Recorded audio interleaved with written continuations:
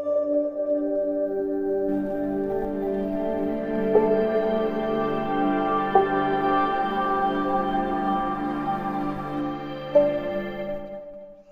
हौसला, वो नज़ारा भी आएगा, समंदर है अगर तो किनारा भी आएगा। ज़िंदगी की परेशानियों से हार मत जाना है दोस्त, कि ज़िंदगी की परेशानियों से हार मत जाना है दोस्त, तुझसे मिलने एक दिन वो सितारा भी आएगा। हेलो दोस्तों, स्वागत है आपका आपके अपने यूट्यूब चैनल शिक्षा संकल्प एकेडमी में। तो आज से हम लोग शुरू करने वाले हैं क्लास 12th की हिंदी किताब को पढ़ना। अगर आप हमारे चैनल पर नए हैं तो चैनल को सब्सक्राइब कर दीजिए ताकि हमारी तरफ से कोई भी वीडियो अपलोड हो तो आपको जानकारी मिल सके, और वीडियो को एक लाइक कर दीजिए ताकि हमें मोटिवेशन मिल सके। तो आज हम पढ़ने वाले हैं क्लास 12th की हिंदी का पहला चैप्टर बातचीत पाठ को। तो चलिए वीडियो को शुरू करते हैं। सबसे पहले हम लोग देख लेते हैं पाठ का नाम। पाठ का नाम है बातचीत। पाठ की विधा क्या है? तो निबंध है। बातचीत पाठ की विधा क्या है? निबंध है। इसके लेखक कौन है? बालकृष्ण भट्ट जी हैं। बातचीत पाठ के लेखक कौन है? बालकृष्ण भट्ट जी हैं, जो भारतेंदु युग के कवि हैं। ऑब्जेक्टिव में पूछता है बालकृष्ण भट्ट किस युग के कवि हैं? तो भारतेंदु युग के कवि हैं। इनका जन्म कब हुआ था? बालकृष्ण भट्ट जी का जन्म 23 जून 1844 ईस्वी को हुआ था। इनकी मृत्यु 20 जुलाई 1914 ईस्वी को हुई थी। जन्म स्थान कहाँ है? तो इलाहाबाद उत्तर प्रदेश में है। इनके पिता का नाम बेनी प्रसाद भट्ट है, जो कि एक व्यापारी थे। पेशे से क्या थे? एक व्यापारी थे। माता पार्वती देवी, जो कि एक सुसंस्कृत महिला थी। इनकी प्रमुख रचनाओं को देख लेते हैं। इनकी प्रमुख रचनाएं हैं रहस्य कथा, नूतन ब्रह्मचारी, 100 अजान 1 सुजान, उचित दक्षिणा, हमारी घड़ी, सद्भाव का अभाव। प्रमुख मासिक पत्रिका, इन्होंने एक मासिक पत्रिका जारी की थी जिनका नाम है हिंदी प्रदीप, जो कि 1877 ईस्वी में जारी की थी। इन्हें रामचंद्र शुक्ल ने अंग्रेजी की साहित्य के लिए एडिशन और स्टील की श्रेणी में रखा है। ऑब्जेक्टिव में पूछता है कि इन्हें एडिशन और स्टील की श्रेणी में किसने रखा था? तो रामचंद्र शुक्ल ने रखा था। तो ये था हमारा लेखक परिचय, जो कि छोटा रूप है। अगर आपको इनके बारे में विस्तृत जानकारी चाहिए तो आप अपने बुक के लेखक परिचय को अच्छे तरीके से पढ़ लीजिए, ताकि आपका ऑब्जेक्टिव में कोई भी क्वेश्चन छूट ना जाए। तो अब हम लोग देखने वाले हैं पाठ का सारांश। हम लोग पूरे पाठ को पढ़ते हैं। तो ये है हमारी बुक, जिसका नाम है दिगंत भाग 2। क्लास 12th की बुक है, इसका नाम है दिगंत भाग 2। तो चलिए बुक को हम लोग पढ़ना शुरू करते हैं। इसे तो सभी स्वीकार करेंगे कि अनेक प्रकार की शक्तियां जो वरदान की भांति ईश्वर ने मनुष्य को दी है, उन्हें वाक शक्ति भी एक है। हमें ईश्वर ने बहुत सारी शक्तियां प्रदान की है। देखने की शक्ति, सुनने की शक्ति, चलने की शक्ति, खाने की शक्ति। इन्हीं शक्तियों में एक शक्ति है वाक शक्ति, यानी कि बोलने की शक्ति।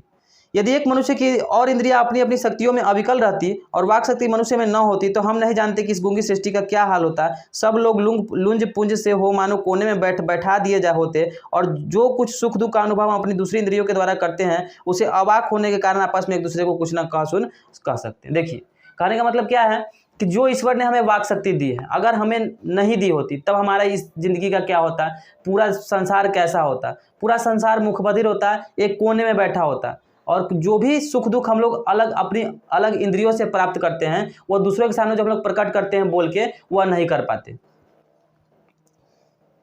इस वाक शक्ति के अनेक फायदों में स्पीच, वक्तृत्व और बातचीत दोनों है, किंतु स्पीच से बातचीत का ढंग ही निराला है। बातचीत में वक्ता को नाच नखरा जाहिर करने का मौका नहीं दिया जाता है कि वह अपने बड़े अंदाज में गिन कर पांव रखता हुआ पुलपिट पर जा खड़ा और या नंदी पाठ की भांति घड़ियों के तक साहबान, मजलिस, चेयरमैन, लेडीज एंड जेंटलमैन की बहुत सी स्तुति करावे और तब किसी तरह वक्तृता का आरंभ करे।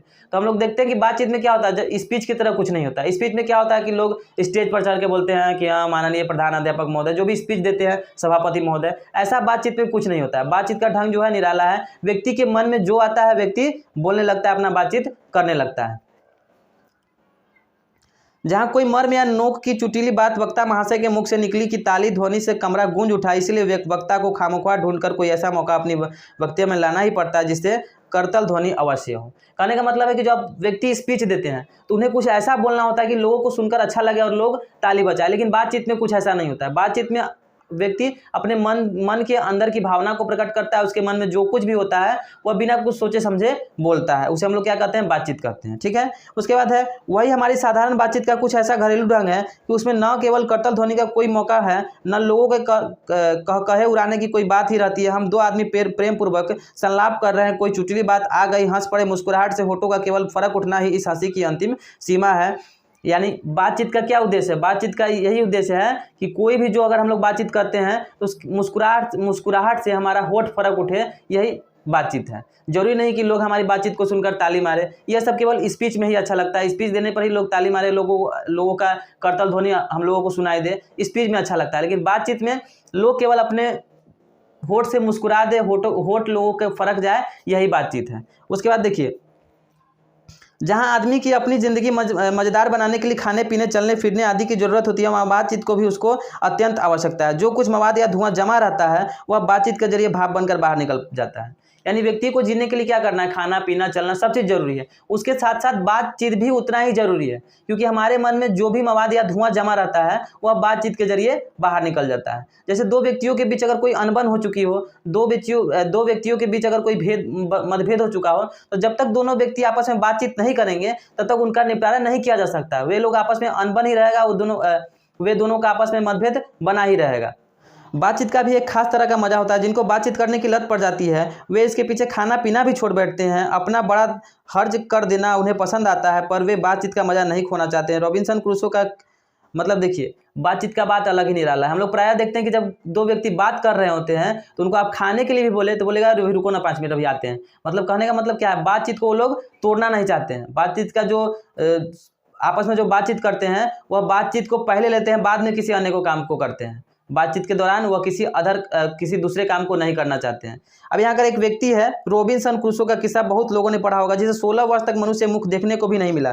कुत्ता बिल्ली आदि जानवरों के बीच में रह 16 वर्षों के उपरांत उसने फ्राइडे के मुख से एक बात सुनी। यद्यपि उसने अपनी जंगली बोली में कहा था, पर उस समय रॉबिन्सन को ऐसा आनंद हुआ मानो उसने नए सिरे से आदमी का चोला पाया हो। रॉबिन्सन क्रूसो एक ऐसे व्यक्ति थे जिन्होंने 16 वर्षों तक जंगल में जीवन बिताया था, यानी कि जानवरों के साथ जीवन बिताया था। और उन्होंने फ्राइडे एक व्यक्ति थे, उनके मुंह से एक बात सुनी तो उनको लगा कि हमने फिर से मनुष्य का चोला पहन लिया है। उनको उस बात को सुनकर बहुत ही आनंद मिला था। ठीक है, इससे सिद्ध होता है कि मनुष्य की वाक शक्ति में कहाँ तक लुभा लेने की ताकत है। जिनसे केवल पत्र व्यवहार है, कभी एक बार भी साक्षात्कार नहीं हुआ, उनमें अपने प्रेमी से बातें करने की कितनी लालसा रहती है। अपना अभ्यात्करिक भाव दूसरे पर प्रकट करना और उसका आशय आप ग्रहण कर लेना शब्दों के ही द्वारा हो सकता है। सच है, जब तक मनुष्य बोलता नहीं तब तक उसका गुणदोष प्रकट नहीं होता। अब हम लोग देखिए कि हम किसी से पत्र के द्वारा, मोबाइल के द्वारा बातचीत कर रहे हैं और अगर वो हमारे सामने आ जाए और फेस टू फेस हम उससे बात करें तो मन एकदम आनंदित सा हो जाता है।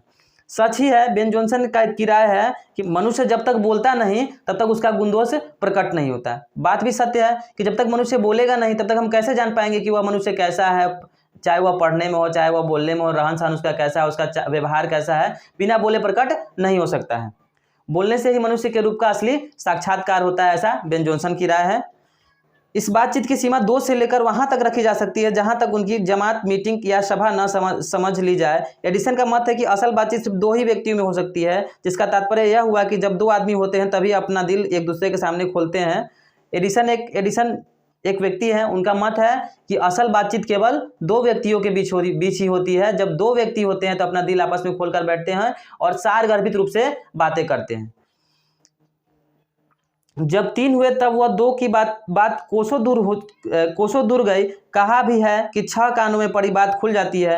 दूसरे यह कि तीसरे आदमी के आ जाते ही या तो वे दोनों अपनी बातचीत से निरस्त हो बैठेंगे या उसे निपट मूर्ख अज्ञानी समझ बनाने लगेंगे। यानी कहने का मतलब है कि जब 2 व्यक्ति ही होते हैं तो सारगर्भित रूप से बातचीत करते हैं। तीसरे व्यक्ति के आते ही दोनों व्यक्ति बातचीत को चेंज कर देते हैं, केवल फॉर्मेलिटी वाली बातचीत करते हैं। और कहा जाता है कि 6 कानों में पड़ी बात, यानी कि 3 व्यक्ति के 6 कान में पड़ी बात कभी एक जगह नहीं रहती, वह यहाँ से वहाँ फैल जाती है। इसलिए असल बातचीत केवल 2 व्यक्तियों में ही हो सकती है। जैसे गरम दूध और ठंडे पानी के 2 बर्तन पास पास साट के रखे जाए तो एक का असर दूसरे पे पहुंच जाता है, अर्थात दूध ठंडा हो जाता है और पानी गर्म। वैसे ही 2 आदमी आपस में बैठे हो तो एक का गुप्त असर दूसरे पर पहुंच जाता है, चाहे एक दूसरे को देखे भी ना, तब बोलने को कौन कहे।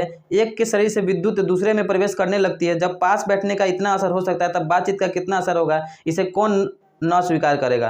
कहने का मतलब है कि जब हम लोग 2 गिलासों को आपस में रखें, एक में गर्म दूध है एक में ठंडा पानी, तो ठंडे पानी का असर गर्म दूध पर पड़ेगा, दूध ठंडा हो जाएगा, और गर्म दूध का असर ठंडे पर पानी पर पड़ेगा, पानी गर्म हो जाएगा। तो जब 2 व्यक्ति आपस में एक स्थान पर बैठे तो उनमें कैसे फर्क नहीं पड़ सकता है, चाहे वह बोले चाहे नहीं बोले। और अगर वह बातचीत करे तब दोनों में असर नहीं होगा, ये तो अस्वीकार करने वाली बात ही नहीं है। अस्तु अब इस बात को तीन आदमियों के साथ देखना चाहिए। मानो एक त्रिकोण सा बन जाता है, तीनों चित्त मानो तीन कोण है और तीनों की मनोवृत्ति के प्रश्न की धारा मानो उस त्रिकोण की तीनों रेखाएं हैं। गुपचुप असर तो उन तीनों में परस्पर होता ही है। तो जो बातचीत तीन में की गई वह मानो अंगूठी में नख से जड़ जाती है। उपरांत जब चार आदमी हुए तब बेतकल्लुफी को बिल्कुल स्थान नहीं होता रहता, खुल के बातें नहीं होंगी। जो कुछ बात की जाएगी वह फॉर्मेलिटी, गौरव और संजीदगी के लक्ष्य में सनी हुई होगी। चार से अधिक की बातचीत तो केवल राम रवोल कहलाएगी। कहने का मतलब है तीन आदमी होते हैं तो उनकी बातचीत अंगूठी में जड़े नख की तरह होती है, वह भी कुछ ना कुछ सारगर्भित रूप से हो जाती है। लेकिन जब चौथे व्यक्ति का आगमन हो जाता है, चौथा व्यक्ति आ जाता है, तब वह जो बातचीत है केवल राम रमोगल वाली बातचीत होती है, फॉर्मेलिटी पूरा करने के लिए बातचीत होती है। सारगर्भित रूप से कभी तीन चार आदमी, चार पांच आदमी बैठकर बातचीत नहीं कर सकते हैं। इस बातचीत के अनेक भेद है। दो बूढ़ों की बातचीत प्रायः जमाने की शिकायत पर हुआ करती है। वे बाबा आदम के समय की एक दास्तान शुरू करते हैं जिसमें 4 सत्य और 10 झूठ। एक बार उनकी बातचीत का घोड़ा छूट जाना चाहिए, पहरों बीत जाने पर भी अंत नहीं होता है। प्रायः अंग्रेजी राज्य प्रदेश और पुराने समय के रीति रिवाजों का अनुमोदन और इस समय की सब भांति लायक नौजवानों की निंदा कर उनकी बातचीत का मुख्य प्रकरण होगा। कहने का मतलब है कि सभी बातचीत, सभी जगहों की बातचीत अलग अलग होती है। जब दो बूढ़े आपस में बातचीत करते हैं तो प्रायः अपने जमाने की बातचीत करेंगे और उनमें 4 सत्य तो 10 झूठ रहते हैं और वे प्रायः नौजवानों की निंदा करते हैं कि ये देख रहा है इतना उम्र में हम लोग थे तो ये करते थे वो करते थे, ये भी घूम रहा है। यही बातचीत होती है दो बूढ़ों की। उसके बाद दो हम सहेलियों की बातचीत का कुछ जायका ही निराला है। रस का समुद्र मानो उमड़ चला आ रहा है। इसका पूरा स्वाद उन्हीं से पूछना चाहिए जिन्हें ऐसों की रस सनी बात सुनने को कभी भाग्य लड़ा हो। यानी जब दो सहेली होते हैं तो उनकी बातों का रस ही निराला होता है। उसकी जो जानकारी है वो दो सहेलियां ही जानेंगी या फिर वह जानेगा जो उनकी बातों को कभी सुना होगा। दो बुढ़ियों की बातचीत का मुख्य प्रकरण बहू बेटी वाली ही हुई तो अपनी बहुओं या बेटों का शिकवा गिला होगा या वे बिरादराने का कोई ऐसा रसरा छेड़ बैठेंगे कि बात करते करते अंत में खोड़े दांत निकाल लड़ने लगेंगी।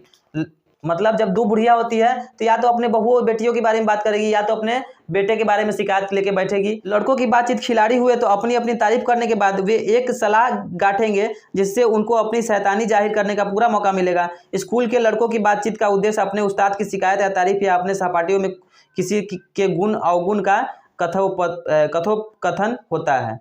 पढ़ने में कोई लड़का तेज हुआ और तो कभी अपने सामने दूसरे को कुछ न गिनेगा। सुस्त और बोधा हुआ तो दबी बिल्ली का सा स्कूल भर का अपना गुरु ही मानेगा। मतलब जब दो लड़के होते हैं तो अगर वो कोई खेलने में एक्सपर्ट होगा तो बात करेगा कि आज मैंने 4 छक्के मारे हैं, मतलब वो अपना ही बात मानेगा। अब कोई पढ़ने में होगा तो अपने सामने किसी को नहीं मानेगा। और अगर कोई बोधा हुआ, पढ़ने में अच्छा नहीं हुआ तो वह सबको गुरु ही मान बैठता हुआ, किसी के सामने कुछ बोलता ही नहीं है। राजकाज की बात, व्यापार संबंधी बातचीत, दो मित्रों में प्रेमालाप इत्यादि हमारे देश में अशिक्षित लोगों में बदकही होती है। हमारे देश में अशिक्षित लोगों में क्या होती है? बदकही होती है, जिसका कोई अर्थ ना निकले, बस बात करे जा रहे हैं। उस दिन से बिरादरी वालों को जाहिर कर दिया जाता है कि अमुक की लड़की का अमुक के लड़के के साथ विवाह पक्का हो गया है और यह रस्म बड़े उत्सव के साथ की जाती है। चंडू खाने की बातचीत भी निराली है। निदान बात करने के अनेक प्रकार के ढंग होते हैं। किसी से विवाह होने वाला हो तो उसमें भी बातचीत होती है और जब बातचीत होने के बाद पूरे गाँव में हल्ला हो जाता है कि हाँ फलान के लड़की के साथ फलाना का लड़का का शादी होने वाला है, और यह भी एक प्रकार की बातचीत है। यूरोप के लोगों में बात करने का हुनर है जिसे आर्ट्स ऑफ कन्वर्सेशन कहा जाता है। यहाँ तक बढ़ा है कि स्पीच और लेख दोनों इसे नहीं पाते। इसकी पूर्ण शोभा काव्य कला प्रतिदिन विद्या मंडली में है। ऐसे चतुराई के प्रसंग छेड़े जाते हैं कि जिन्हें सुन कान को अत्यंत सुख मिलता है। सुहृद गोष्ठी इसी का नाम है। आर्ट्स ऑफ कन्वर्सेशन क्या है? आर्ट्स ऑफ कन्वर्सेशन यूरोप के लोगों में बहुत ज़्यादा प्रसिद्ध है। इसमें होता क्या है तो इसमें ऐसे चतुराई के साथ प्रसंग छोड़े जाते हैं कि सुनने वालों को बहुत आनंद लगे, उसको बहुत ही उसके कर्ण को सुख सा अनुभव होने लगे और उसके दिल में आनंदित हो जाए अपनी बात को सुनकर। इसे हम लोग आर्ट्स ऑफ कन्वर्सेशन कहते हैं। ठीक है। सुहृद गोष्ठी की बातचीत की यह तारीफ है कि बात करने वालों की शिकायत अथवा पंडिताई का अभिमान या कपट नहीं, एक बात में भी प्रकट न हो, वरन क्रम में रसाभास पैदा करने वाले शब्दों को बरतते हुए चतुर सयाने अपनी बातचीत को सरस रखते हैं। वह रस हमारे आधुनिक शुष्क पंडित की बातचीत में, जिसे शास्त्रार्थ कहते हैं, कभी आवेग ही नहीं। मूर्ख और बटेर की लड़ाइयों की झपटा झपटी के समान उनकी नीरस काँव में सरस संलाप की चर्चा ही चलना व्यर्थ है, वरन कपट और एक दूसरे को अपने पंडित के प्रकाश से बाद में परास्त करने का संघर्ष आदि रसा विरोधाभास भी की सामग्री वहाँ बहुतायत के साथ आपको मिलेंगी। घंटे भर तक काँव करते रहेंगे तो कुछ ना होगा। बड़ी बड़ी कंपनी और कारखाने आदि बड़े बड़े से काम इसी तरह पहले 2-4 दिल्ली दोस्तों की बातचीत से शुरू किए गए, उपरांत बढ़ते बढ़ते यहाँ तक बढ़े कि हजारों मनुष्य की उनसे जीविका चलने लगी और साल में लाखों की आमदनी होने लगी। 25 वर्ष के ऊपर वालों की बातचीत अवश्य ही कुछ न कुछ सारगर्भवती होती होगी। कहने का मतलब है कि बातचीत से ही जीवन का सार शुरू होता है। अब देखते हैं कि 2 जिगरी दोस्त या 3-4 जिगरी दोस्त आपस में बात करते करते कोई कंपनी बैठा लेता है और वह कंपनी धीरे धीरे इतना होता है कि महीना में लाखों की आमदनी भी करने लगता है, लोगों को जीविका भी देने लगता है, बहुत सी लोगों का उससे जीविका भी चलने लगता है। जब तक लोग आपस में बातचीत नहीं करेंगे, अपने घर वाले से, परिवार से वाले से बातचीत नहीं करेंगे, अपने दोस्तों से बातचीत नहीं करेंगे, तब तक वो कोई बिजनेस भी अगर शुरू करना चाहे तो बिना बातचीत के नहीं शुरू कर सकते हैं।